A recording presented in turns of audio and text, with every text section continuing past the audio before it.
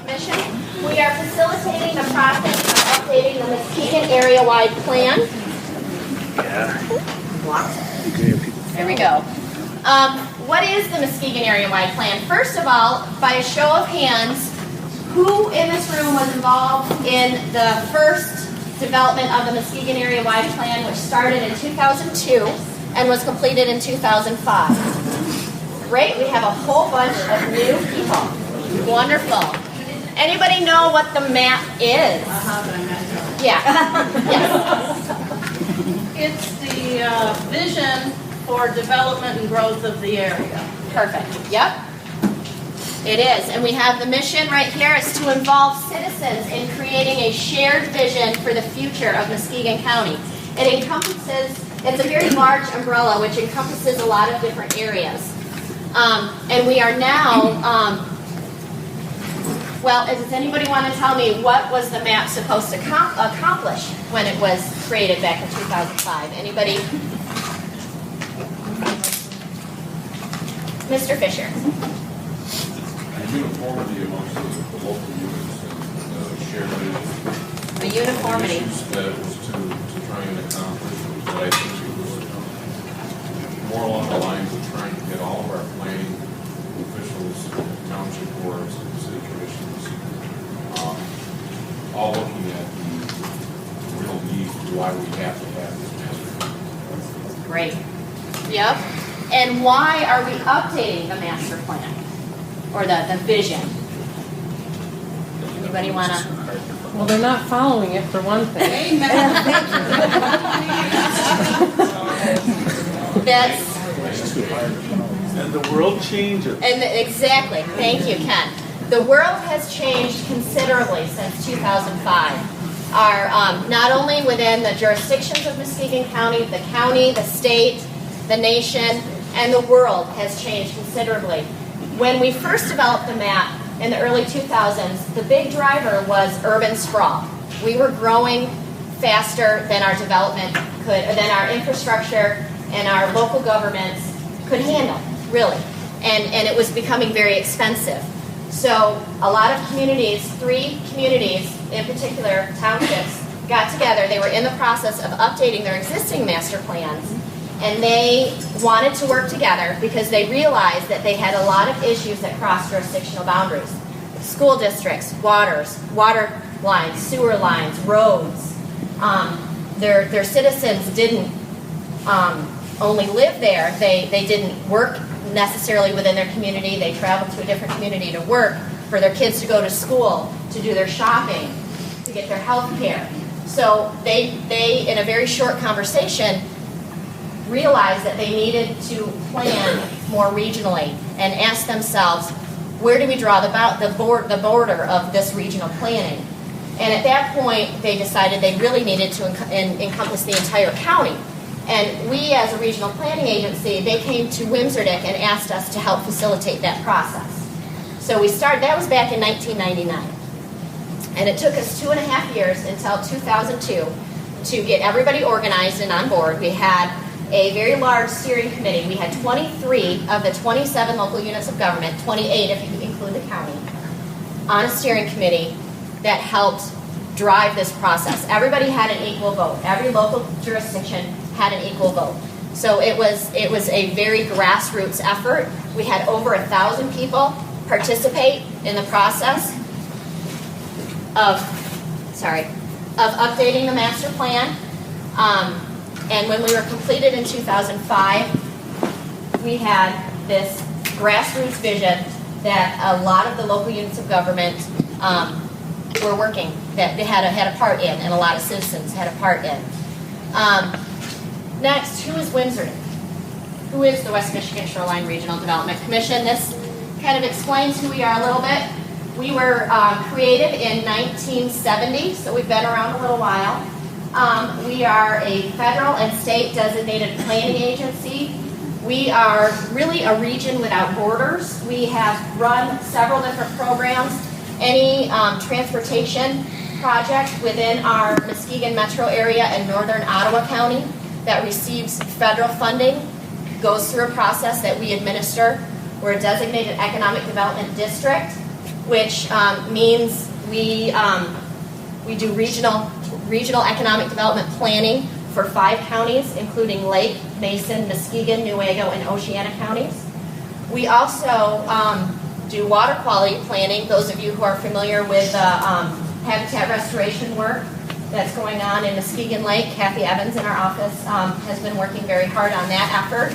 We are also the fiduciary for Homeland Security for a 13-county regional planning, state planning district. So we wear many hats, and we do a lot of different things.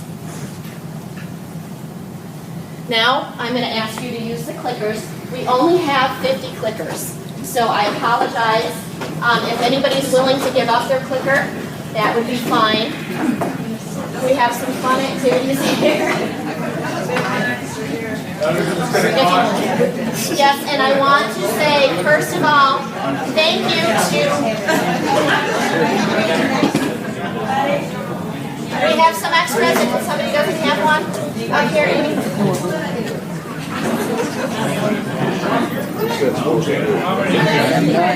It's real-time audience response. Real-time This audience is together response. public input. This helps us. This is electronic voting. I'll take. Thank you very So much. you guys can vote on your opinion on some things that we throw up here. It'll record it. Yeah. Yes. Yeah, that's what I'm waiting for the call. Oh, you're making me dig way back in my brain, Greg. First of all, I wanna give special thanks to Muskegon Community College.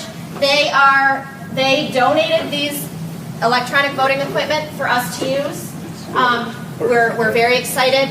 We used these, a different version of these when we did the first round of the map, and it was very expensive. We had to get sponsors to help pay for them. MCC was very gracious in donating this to us.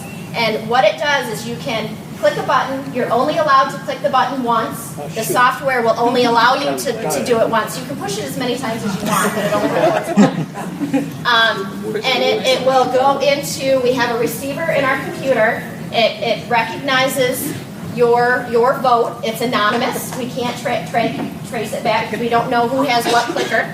So it is anonymous, and we can show the results instantaneously on how people are voting and how they're feeling.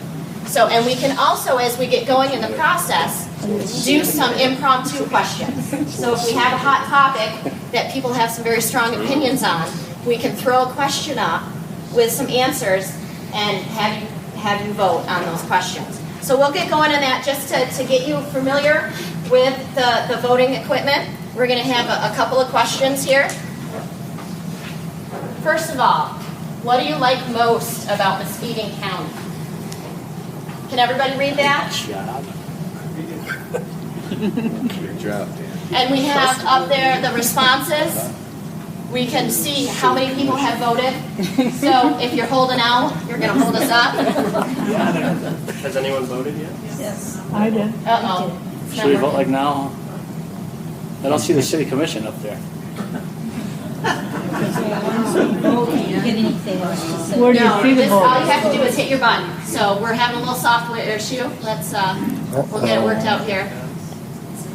It worked in the office yesterday. Okay. We had some fun. Okay. There we go. Okay. Numbers going up. Now it's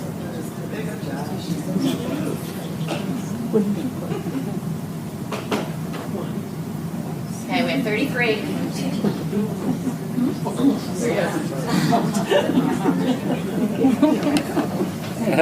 little legs like that. 50. Not rushing it. Take your time. And 11 more to vote. Very Well, scientific. not everybody, some might choose not to vote. Oh, if you're not, okay. No, I don't have. No, that's fine. Do you have? Oh, you don't have a clicker? No, we're all out of clickers, I'm sorry. Pass them over to that table, they're more important. Oh.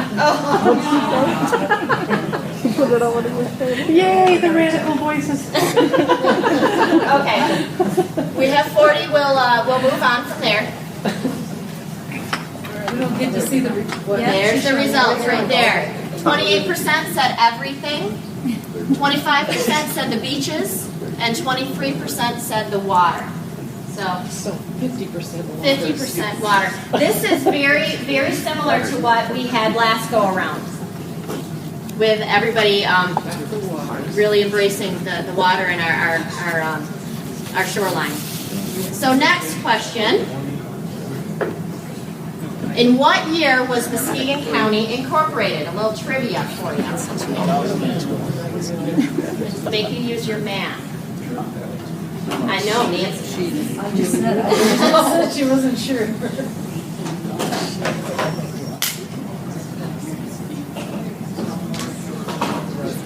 Oh, we've got 44.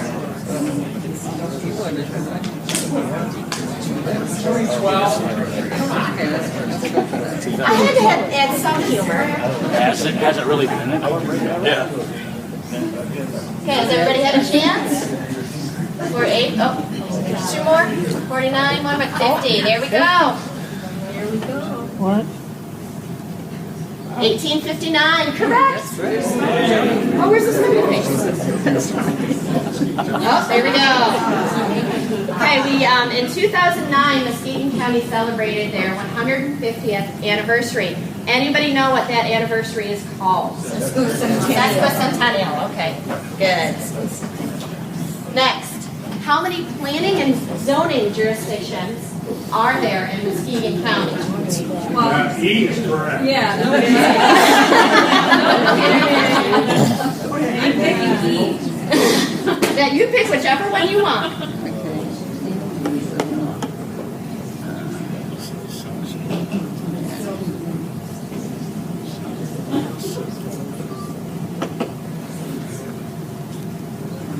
Two more.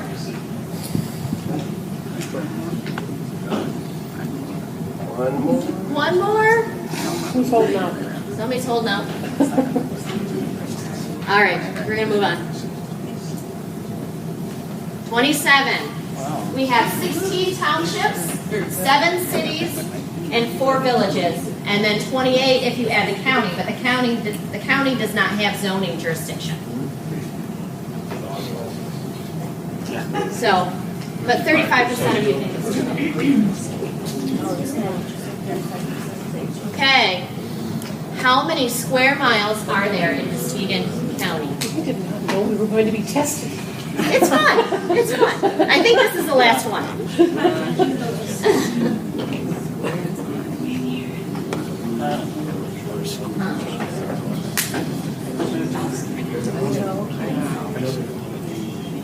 I've got a good question.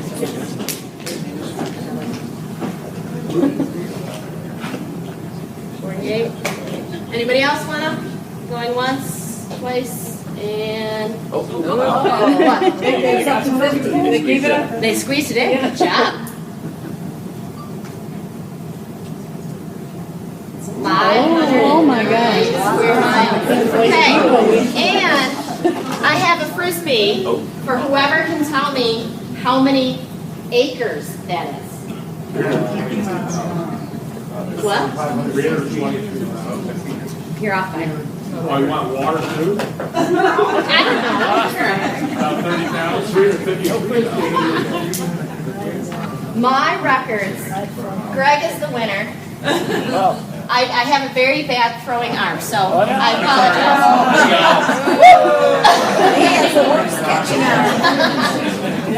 It is 300, according to my calculations, 300, just under 326,000 acres in Muskegon County. The original map document says 320, just under 326. All right, history of the map. We'll get back to the clickers in a second, in a few minutes. We can put those down. I went through this a little bit. We, like I said, we started in '99, and at that point, Muskegon County was the only county from Traverse City down to the Indiana border that didn't have an active countywide plan. So that was another reason that we really needed to start working together as a county and come up with this shared vision. We embraced the smart growth principles, which I'll point out here in a minute. We identified 5 major vision areas. They include land use and growth, economy and jobs, natural resources, open space and environment, infrastructure, and quality of life. And if you've noticed, each one of the forums that we're having 5, and each one is focusing on each one of those vision areas. Like I said, we had over 1,000 people participate in the process. It was completed in 2005, and implementation began immediately with activities that were going on, and now we are in the process of updating that because there has been a lot of changes. These are the principles of smart growth. I'll let you read them. I will not read them to you. But one thing that we need to point out is that not every jurisdiction in Muskegon County can meet all of these smart growth principles. So what we need to do with the jurisdictions that we have and the community that we have is identify which principles can those jurisdictions accomplish and how can they fit in the piece of their puzzle piece into the larger piece of the county. Because the county as a whole can address these smart growth principles. And let me take a step back and explain to you where these principles came from. The Smart Growth Network, it's a national organization. They went around to the top 10 functioning communities in the country and identified what 10 attributes they had in common. And these were the top 10 that they had.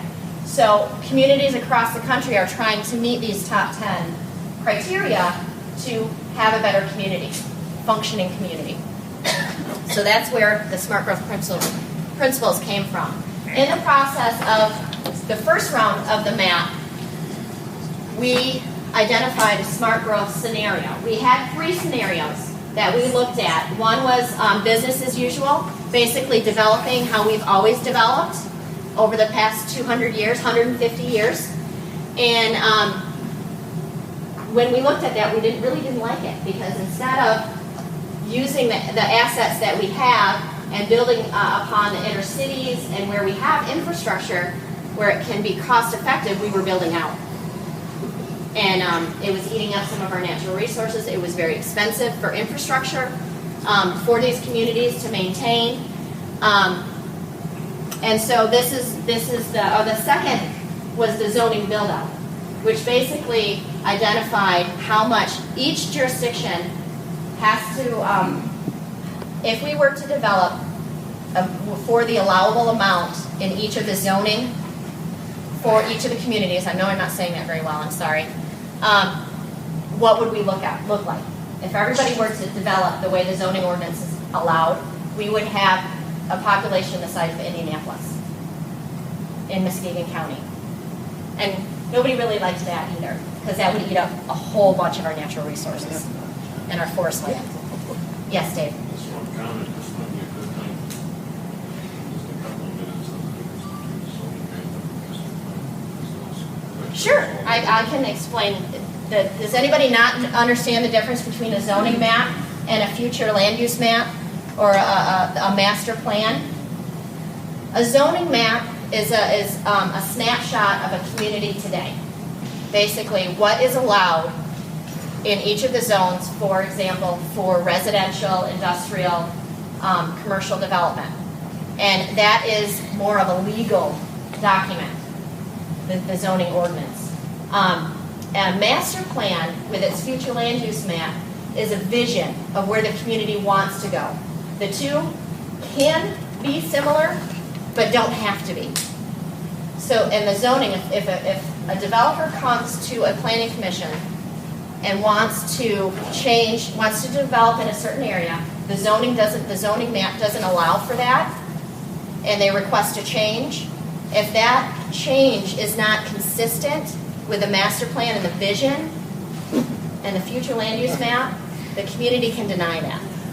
Oh, we can. Well, Yes. yeah. We're trying. You can. Can you give an example of an area that wasn't developed because of to the master plan? Yeah, did they ever not develop something because it wasn't in the master plan? Yes. One example is Owassapee. when the developer came in and wanted to buy up the Boy Scout camp and develop that whole residential development, and I'll talk about this at the land use and growth, or the environmental forum, the community said, no, we don't want that. And their master plan was consistent with that. They used 3 documents in the lawsuit and in court. One was their master plan, one was this document, the Muskegon area-wide plan, because it doesn't show development happening there. And also, as a result of one of the outcomes of the Muskegon area-wide plan, came the North Central Muskegon County Joint Planning Commission, which is made up of 5 townships, including Blue Lake, and they have a vision for those townships. That document was also used in court, and they won, and they stopped them. So that's an example. They had to go to court, and it cost a lot of money and a lot of appeals, and as you all know, it took forever, but they had their day and they won. So that's an example. So this map basically shows where, back in the early 2000s, Muskegon County wanted to encourage development to happen. Smart growth is very important. Smart growth isn't no growth. Smart growth is developing in a way that makes sense and that is cost effective. So the purpose was not to stop growth from happening, but to direct it in areas where it made sense to happen. Redeveloping our inner cities, directing that development there. If we had to extend water and sewer, make it as close as possible to where that exists already. So that's what this was trying to do. These are the smart growth visions. Like we said tonight, we're going to talk about land use, community design, things that you see and want to happen in Muskegon County over the next 20 years. And then each of the 5 visionaries, each of those, the upcoming community forums will be focusing on those different areas. So if I know a lot of you are coming to all 5, and I think that's great. If you could let me know, that would be wonderful, because I can plan. I can't have any more clickers, all we have is 50, but I can have more handouts and stuff for the table, so let me know. That's naughty. Okay, we're going to use the clickers. Oh, no, not the clickers yet. This is, I'm going to demonstrate or show here some of the things that have changed in Muskegon County since 2005. And I had a lot of fun putting this together. It's very visual. There's a ton of pictures in here, and I hope you enjoy what you're going to see. But a lot has changed in Muskegon County over the last 5 years. Does that look familiar? 2005, Western Avenue. So we have come a long way in our downtown. Is there more to go? Absolutely. There's a lot more to go. But a lot has changed. Here's some of the outside of the 23-acre mall, former mall property, and Josh highlighted some of these areas. We have the Harley Davidson was not down there. The upper picture, here I got my little. This is from 2005, and this is from 2011. You can see the Harley Davidson and the fire station was not there. The PNC Bank was under construction at the time. If not, I think it was still empty. Parmenter O'Toole and the Vita Nova condos there. The LST was not there. The Artworks building and or housing, and I'm not sure what's the other retirement. Renaissance Place. The Renaissance Place. Thank you. Monet Gardens. And Monet Gardens is there. Clay wall for the Michigan site. Yep, and yeah, so there's a lot that has happened, and it's not just in downtown Muskegon too. A lot has happened across the county as well. So these are just some of the things that we. Does anybody have anything else that's changed downtown that we missed? You got the fire department. Yep, fire station. Culinary school. Wow. Big. Well, that's all within the in here. Well, yeah, it's over there. It's about 120 million in the list since 2002 in investment. Did everybody hear that? It's been 122 120 million in investment since 2002. in downtown. $120 million worth of investment in downtown Muskegon since 2002. United Way campus. Yes, United Way. It's just right off the side there. And Social Security isn't even on here because this is from 2011, so the Social Security office is on there as well. That's happened.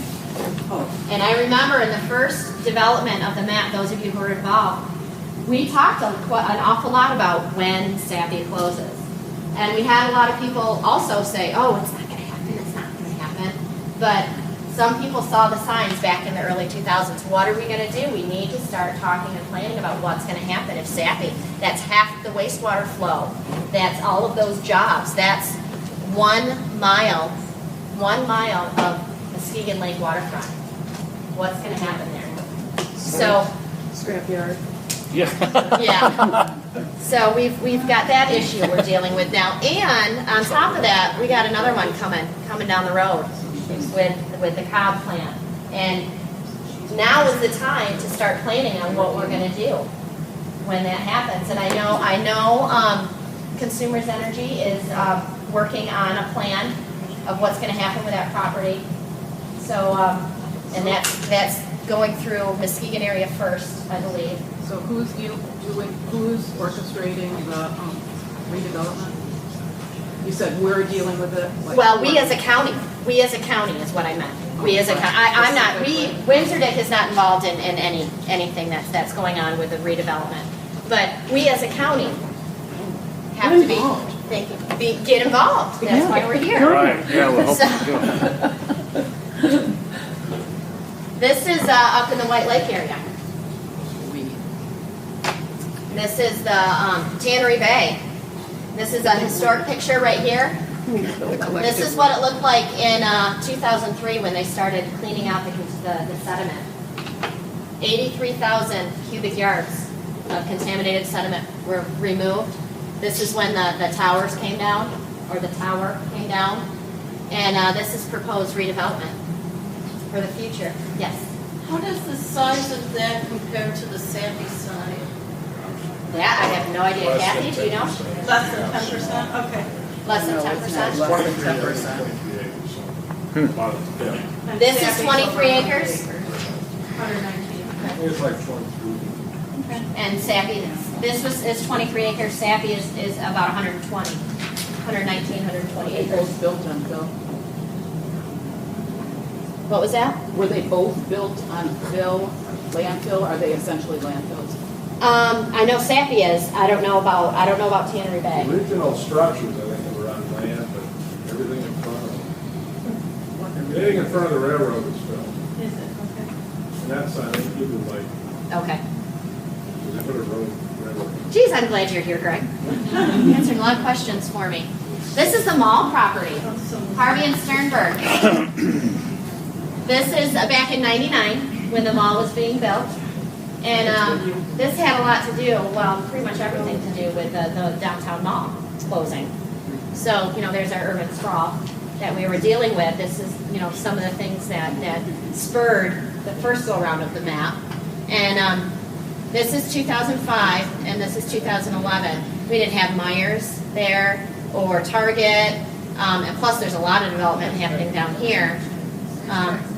The racetrack is gone. We don't have that on here. That's up here. But yeah, there's a lot that all the little storefronts that are up there on there, strip malls that are on there as well. So a lot has happened out that way. Accomplishments of the map. Like I said, implementation started immediately in 2005 when it was unveiled.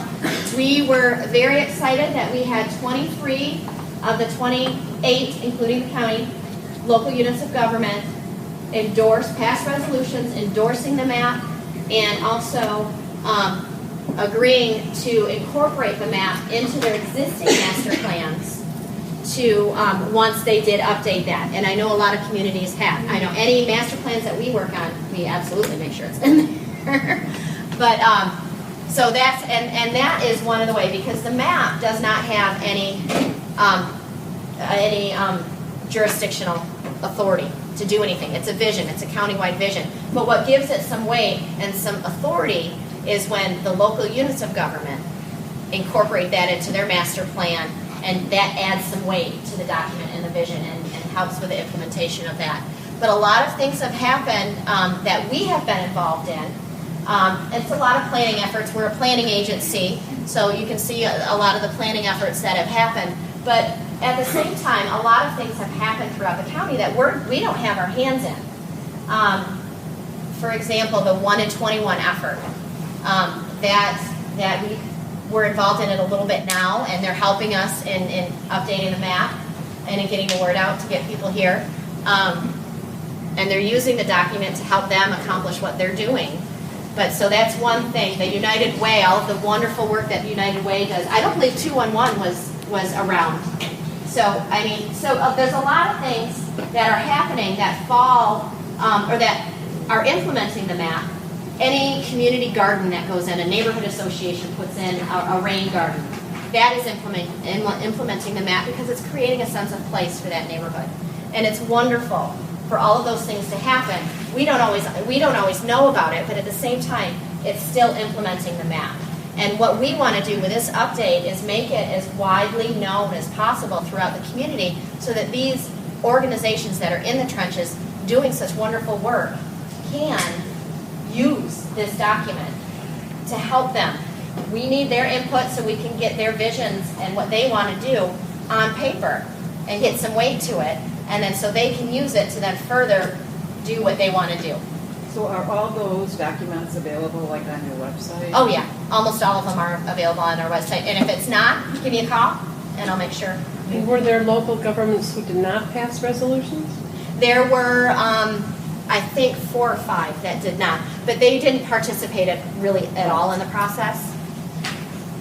And I can't remember all of them off the top of my head. I do remember some of them, but I don't really want to call them out. Wasn't the city of Muskegon one? Yeah, city. No, City of Muskegon was very involved and has been involved and is still involved in the mapping. So yes, the City of Muskegon. They're more outlying communities. Any questions on any of these accomplishments? But there are many, many more within the community that What's we are the not. farmland reservation program? That is, Should that be preservation? it should be preservation. Do I have a time? Where is it? Reservation. Good eyes.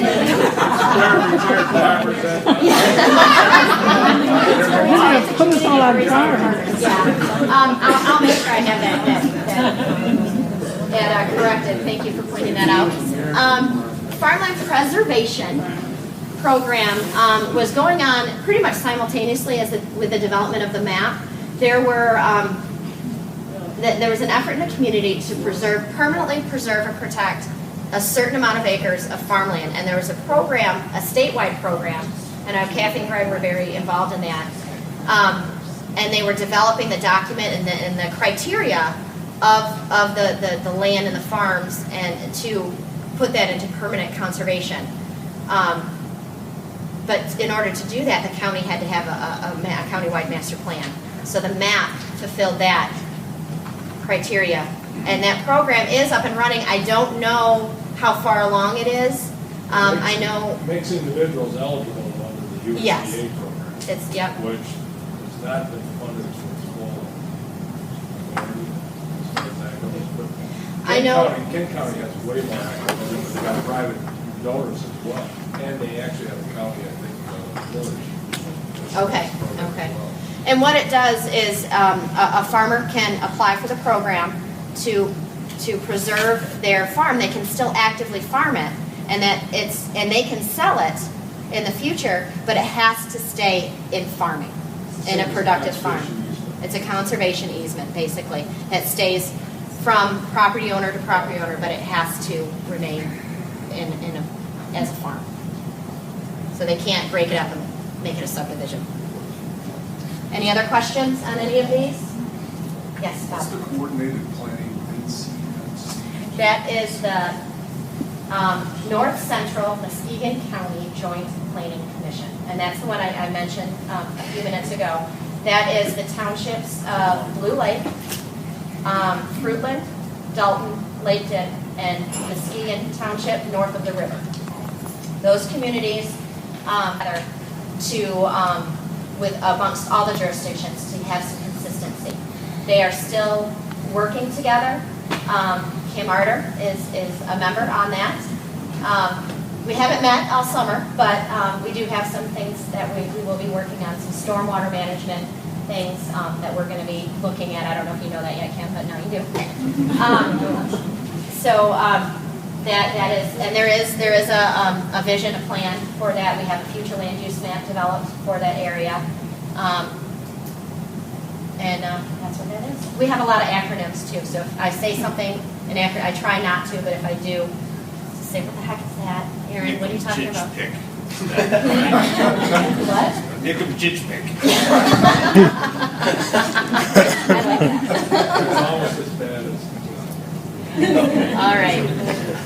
So when we were coming to the end of developing the Muskegon area-wide plan, we asked ourselves, we had these 5 vision areas. We identified the goal, which I'll let you read right there. But we wanted to know, what should we do with these? How do we accomplish this? And so we asked ourselves 3, and this is the map implementation, or the map steering committee that we had. We asked ourselves 3 questions. What should be done to accomplish this goal? Who should be doing it? And what time frame? When should it be done? Is it ongoing? What should we do? So we asked these questions, and these are the answers we came up with for land use and growth. We have a set of these for each one of the 5 visions, and I'll talk a little bit about each and what's happened with that. Did we do it? Did we not do anything? Did we try? Did it fail? Was it successful?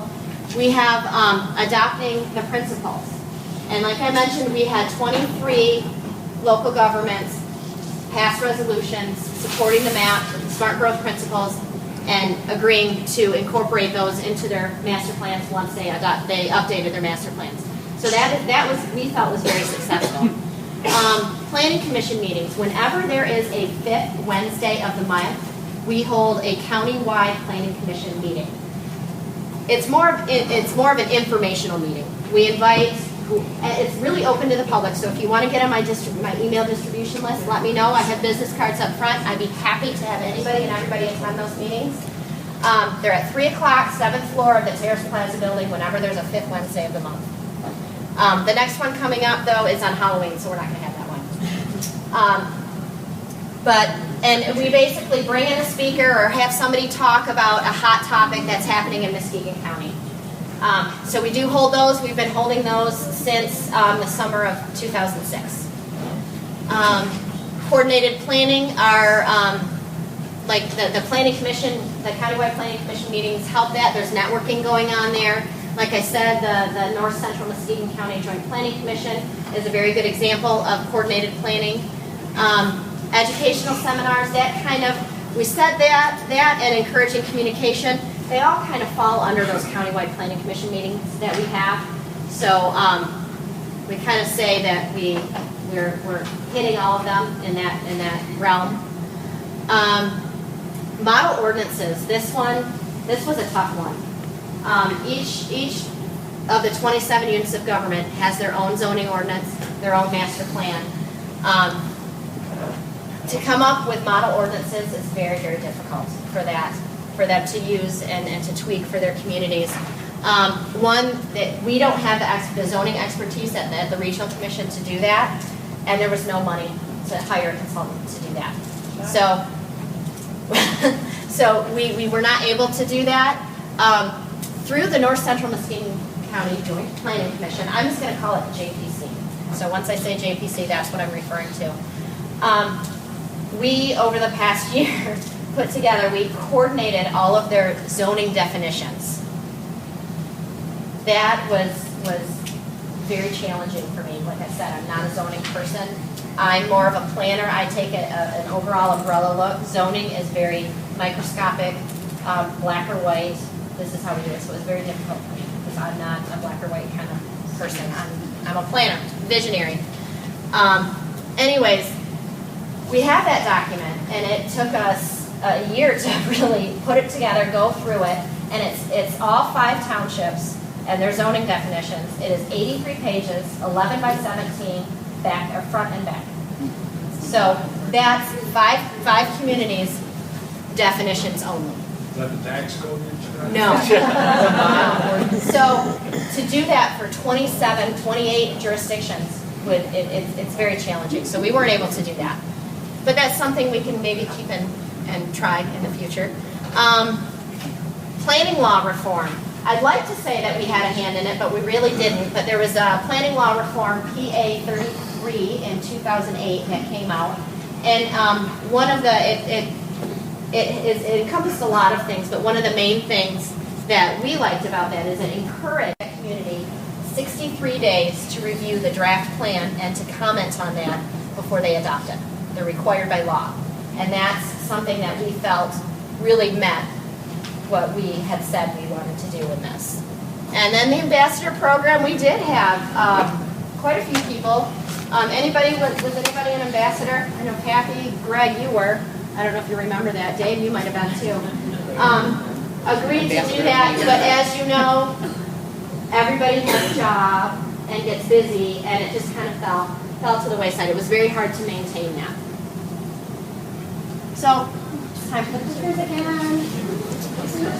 This is where we're getting into more of the opinion, so you can tell me how you feel about certain subjects. You ready? Alrighty. First, some demographic stuff.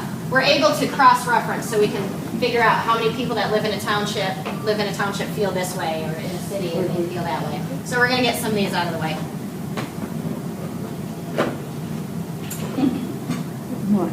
I should have put, I don't know where I live. Not sure.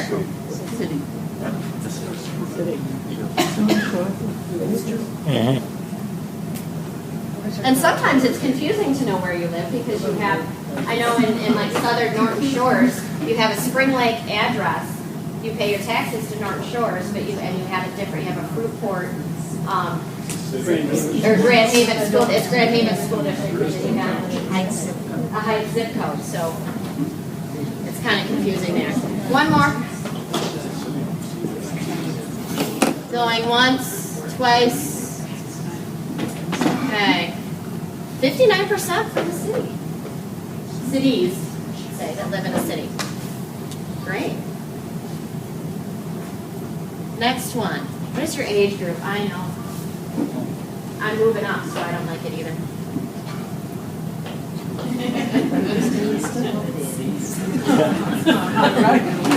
Better stand still. Yeah, I know.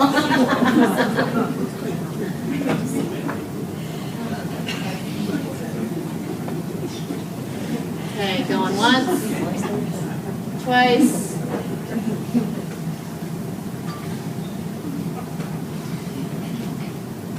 We do have somebody under 19, but he doesn't have a clicker. All right. What is your occupation? You can put other if you're more than one.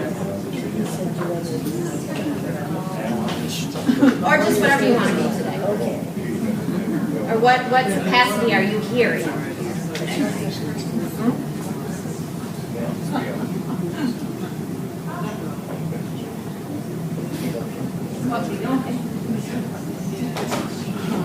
What's that?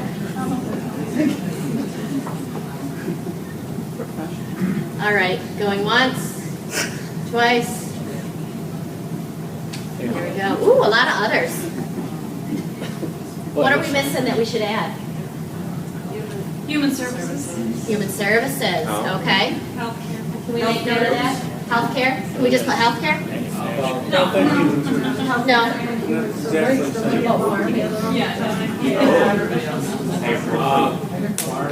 Farming.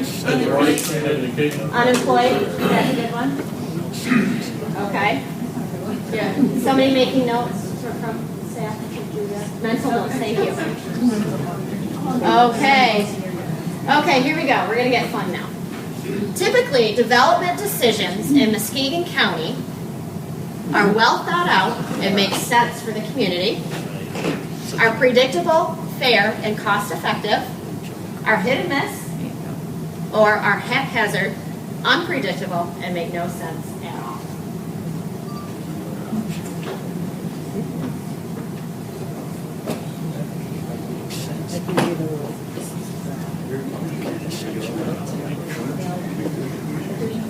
Okay,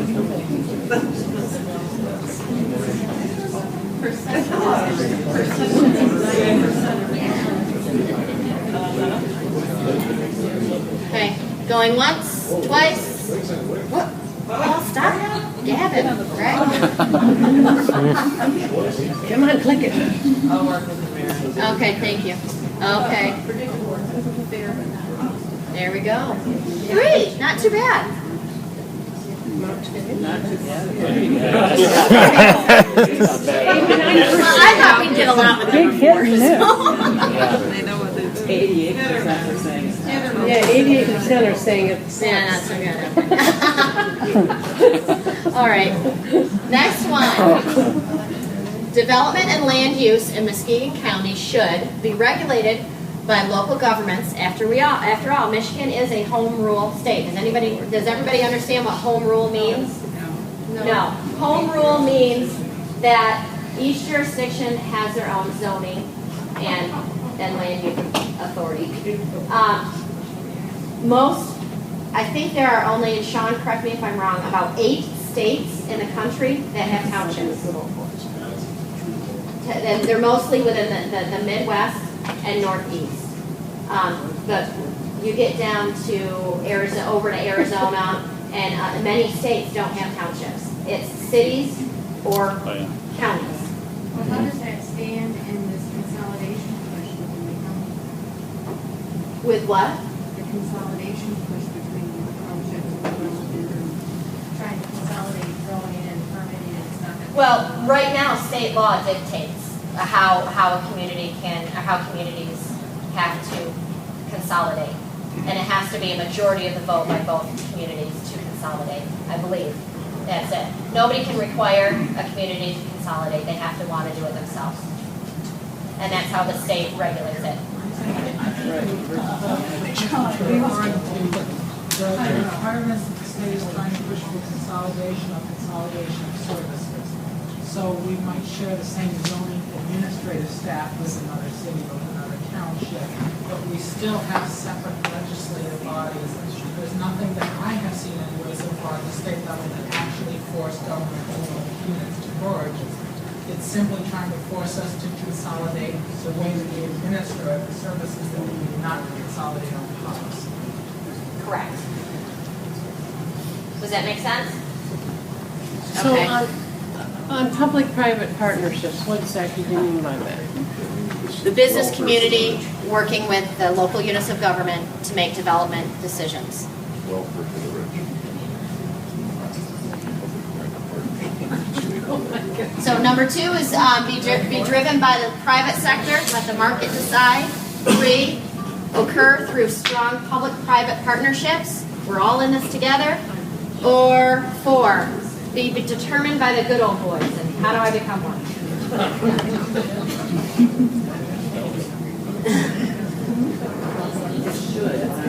The way it is.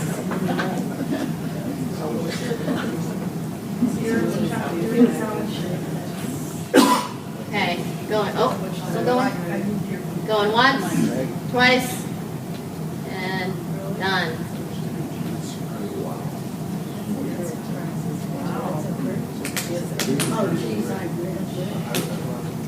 Interesting. Voted for more? Stand up. We talked about this in staff. Do we throw in those funny questions, the funny answers, because you know you're going to have a smart aleck out there that's gonna do that. But that's okay. I did that to make it fun. I think someone wants to be a good old boy. There should be more coordinated planning efforts amongst local governments in Muskegon County. Do you strongly agree? All the way down to strongly disagree? Or is there planning? Coordinated planning?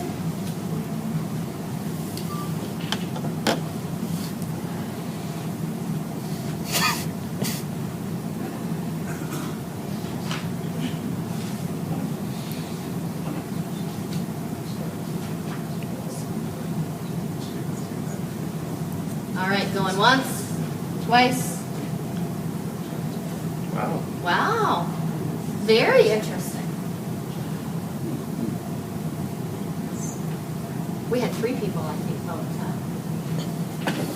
You may have a Oh, biased no, audience. Huh? You may have a biased audience. Hard to hear.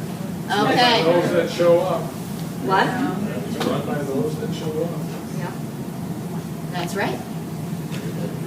Okay, we have done enough strategic planning in Muskegon County. It's time for some strategic doing. Do you agree? Do you disagree? Or are you still trying to figure out if there's coordinated planning in Muskegon?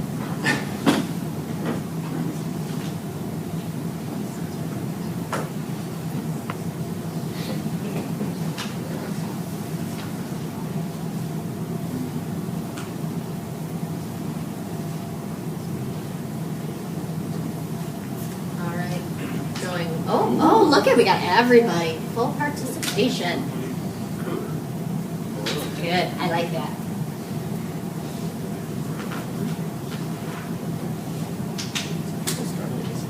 More and more jokesters in the audience every time. All right, what is the biggest land use issue facing Muskegon County? Is it sprawl and overdevelopment? Development and redevelopment of the lakefront? And that can be on any lakefront. We have many, many lakes. Redevelopment of the downtowns, and keep in mind we have more than one downtown. We have lots of downtowns within the county. Creating and maintaining a strong sense of community, or there are no land use issues. Build.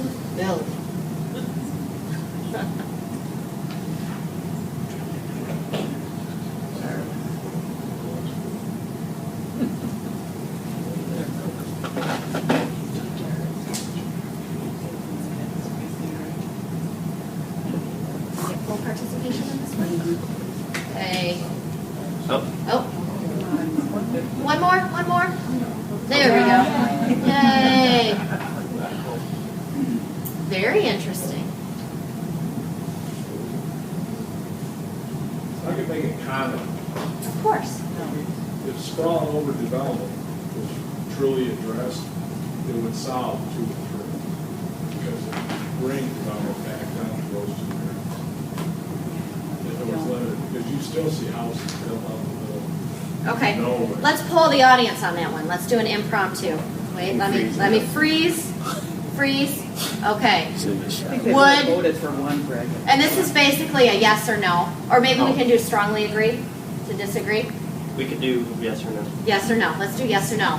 If sprawl and overdevelopment were adequately addressed, were adequately addressed, would it solve 2 and 3, which is development and redevelopment of the lakefront and redevelopment?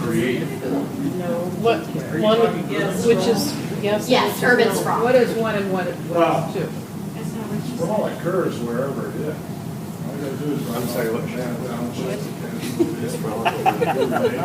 Is 1 yes and no 2?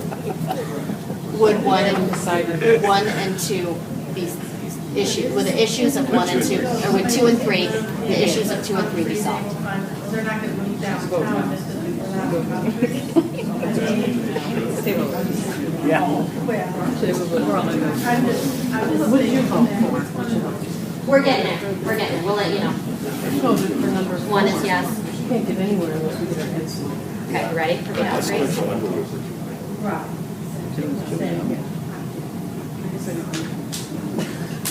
Ready? Hold on.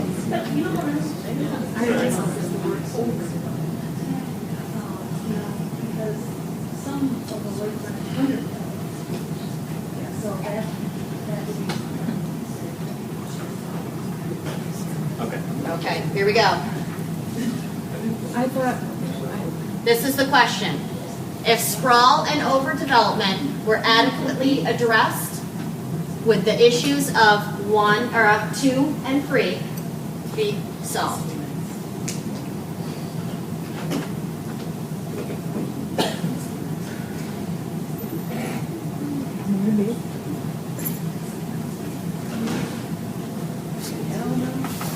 Okay.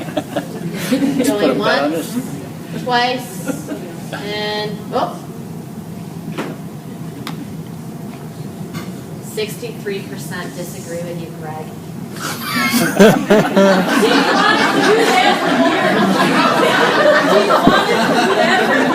Yeah. That's true. All right. You guys don't get outside the city limits very often. All right, let's go back. We'll go back. I did. Yes. I think I partially agree and I partially disagree. I think there is an extent to which it has an effect. But people make decisions about where they're going to live based upon schools, based upon socioeconomic, based upon the perception of safety, based upon perception of ethnic, racial, religious issues in the community. No matter how much you try to plan for land use regulation, unless you flat out completely prohibit building outside of the city, you're going to have a lot of people who will simply make the decision based upon any combination of those other factors that they will not live there. It goes a lot beyond where you live, though, Yeah. too. They'll just go True, somewhere else. but if you want, there's all of those other factors that we have to address. Planning for development from a land use perspective only as one piece. It's an important piece. Right, and that's why we have the 5 vision areas of the map. That's why we have the 5 vision areas. This is just one of them. So, for the sake of time, we are going to have to move along here. Are we ready? Yes. Okay. Okay. Okay, we're going to do a group exercise now. And those of you who don't have one of the big charts, we want your opinion. This group, you guys don't have one, but your table is full, so if you have somebody go over there and maybe get a piece of paper. I have a notepad in there, and somebody can work, so we'll make an impromptu one for you guys. But I'm going to ask you to Who we are. fill in the table. And what we're going to do is we're going to, once again, answer the questions based on what we know today and what we want Muskegon County to look like. We're going to answer the what, the who, and the when. And where's mine? My clicker's different than yours. So again, I'm going to leave this slide up. This is the goal that we're trying to answer with the what, the who, and the when. So that's the goal we're looking at. And what we want to do is maybe be a little bit, try to be specific.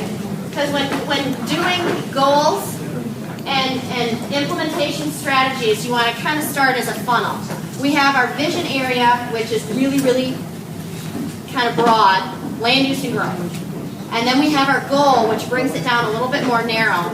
Now our strategies that we're identifying need to be a little bit more specific. So we can, because once we finish this process, we need to identify a way to measure our success. That's what we want to do. So we want to have some things that are a little bit more specific. So I'm going to turn it over. I'm going to give you probably about 20 minutes, depending on how you do, in your groups at your tables to identify as many what, who, and when you can. Now, you can have, for the when, you can have a specific date and time, not time, but date or year. Or you can have, some are ongoing, so you don't necessarily need to have, make it stop, like our countywide planning commission meetings.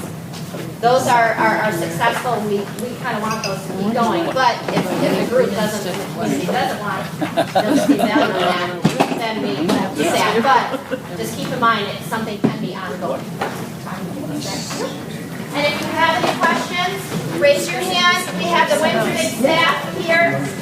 All the planners, if you can raise your hand, the Windsor Day planners, or stand up. If you have any questions, we are here to help you answer those. And we're going to be kind of going around. And getting more input, who we're going to ask our colleges and people to do some training for citizen involvement, and when? Now. I like that one. That's a good one. Yay. Okay, who wants to go next? I do. Not Not yet, okay. Let's go back. They're gonna steal This it. table in the back corner, over here. They already did. Mr. Fisher, I don't know who's reporting out. What's your number one?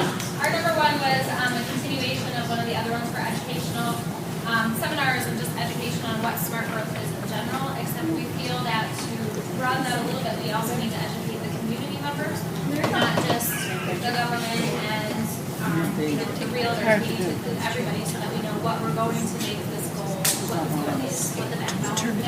Don't push any So we included the who for. I told you not to touch it. So Windsor is the who. You always feel like you're swearing.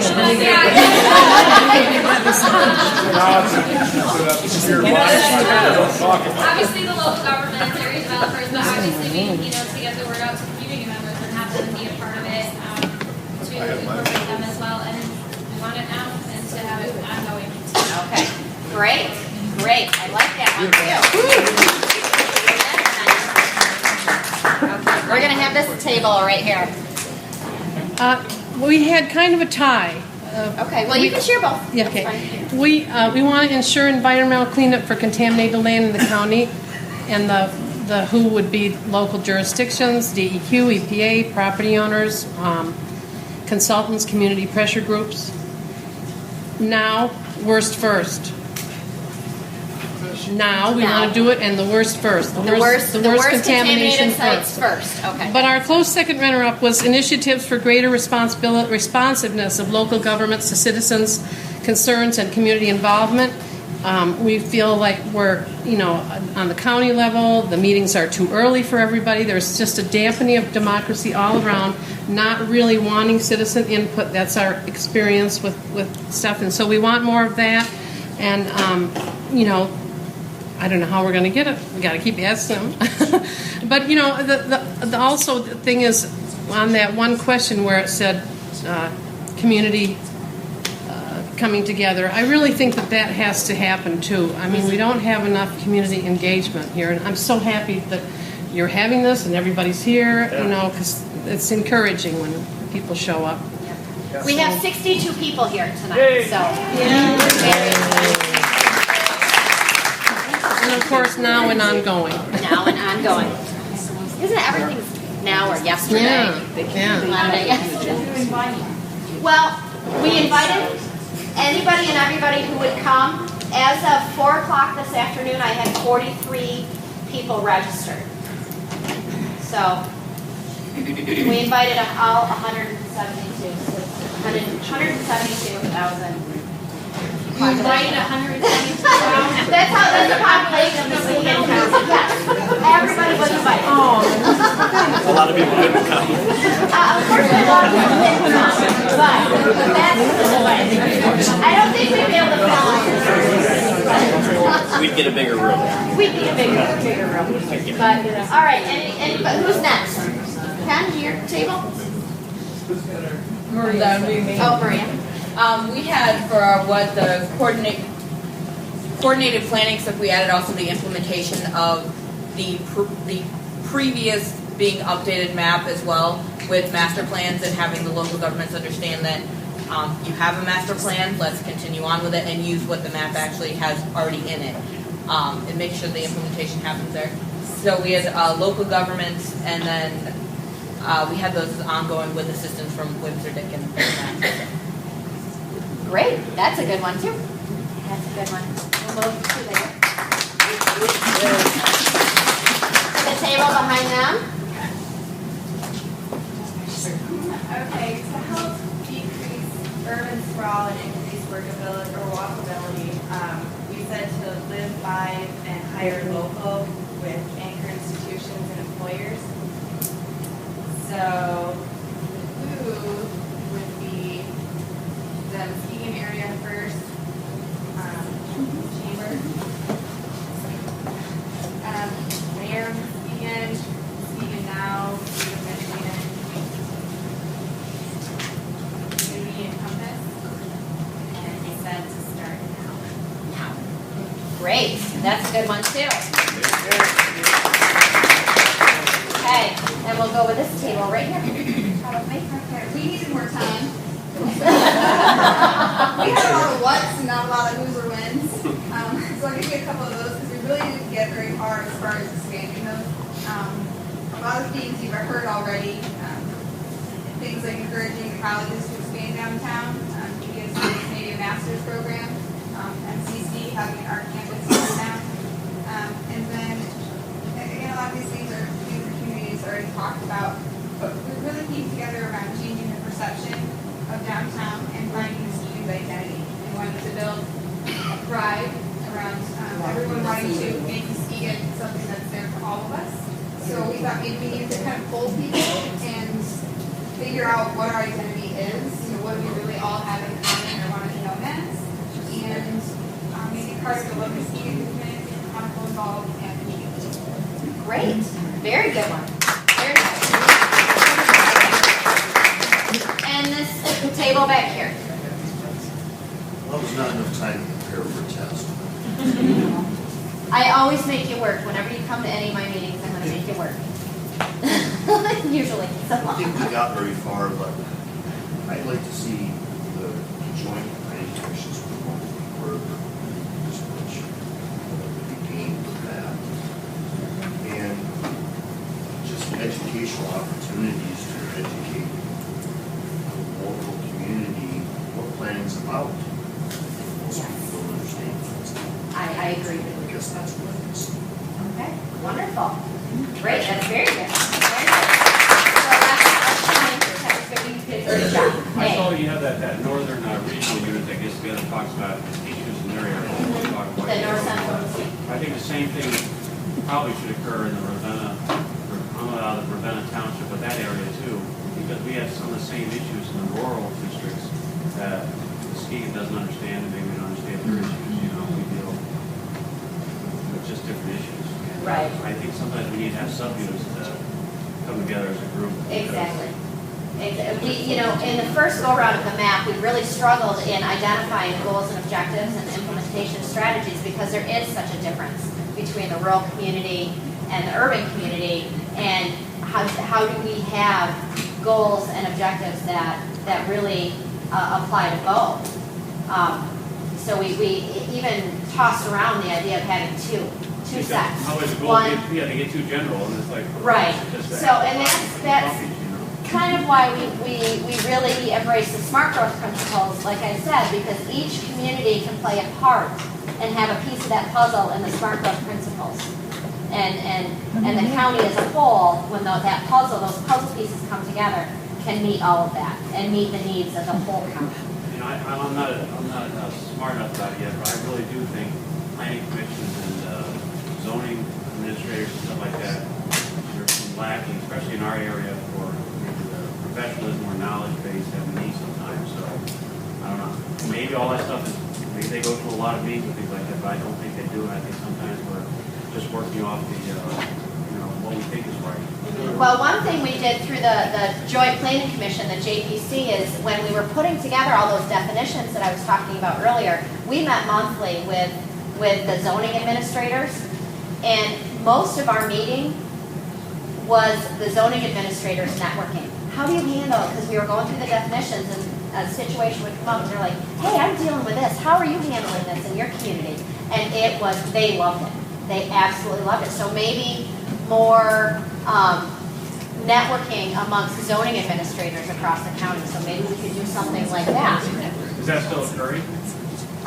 You know what? Once we started, we completed the definitions. No, they haven't met since. And maybe that's something we need to do, Kim, with that.